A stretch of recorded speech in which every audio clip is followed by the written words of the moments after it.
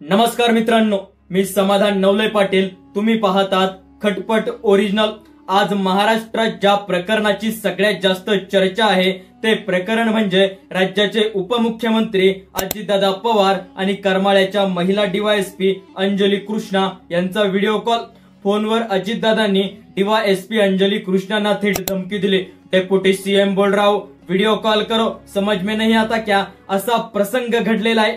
हा प्रसंग इतका गंभीर आहे, महाराष्ट्राच्या पोलीस यंत्रणेला आता प्रश्नच पडला.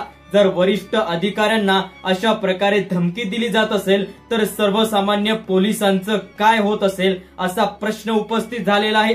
मित्रांनो, या वादातून आपण दोन गोष्टी समजू शकलो. एक म्हणजे राजकारण्यांचा दबाव प्रशासनावर किती प्रमाणात आहे आणि दुसरी गोष्ट म्हणजे प्रामाणिक अधिकारी उभा राहिला की त्याला तोडण्याचा प्रयत्न कसा होतो. तर कोण आहे अंजली कृष्णा, त्यांची एवढी चर्चा का होत आहे?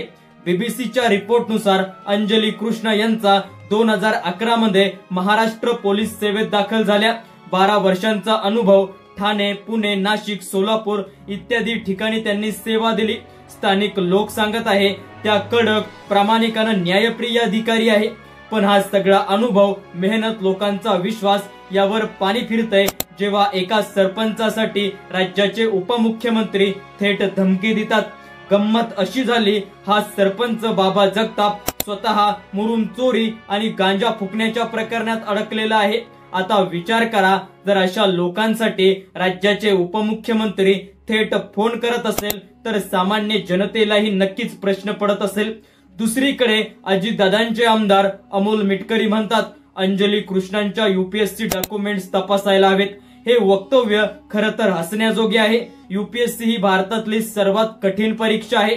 येथे शॉर्टकट नाही, फक्त मेहनत आणि कर्तृत्व. अशा परीक्षेमध्ये यश मिळवलेल्या अधिकाऱ्यांवर जर प्रश्नचिन्ह लावत असेल तर याचा अर्थ आहे प्रशासनाला कमी लेखणं.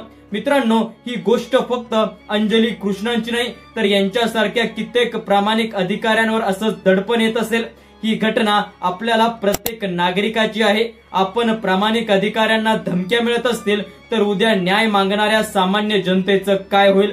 त्यामुळे अजितदादांनी हे काय वर्तन केलं ते गैरजबाबदारपणाचं आहे आणि मिटकरींचं वक्तव्य तर लाजिरवाणी आहे. मित्रांनो, तुम्हाला काय वाटतंय? आपल्या लोकशाहीमध्ये या सर्वसामान्य अधिकाऱ्यांना आणि सरकारी अधिकाऱ्यांना अशा प्रकारे राजकारण्यांचा त्रास होत असेल तर त्यांनी यांच्या दबावाखाली काम करायला पाहिजे का?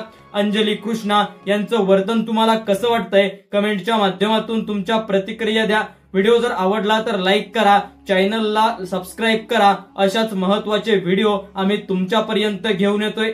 धन्यवाद.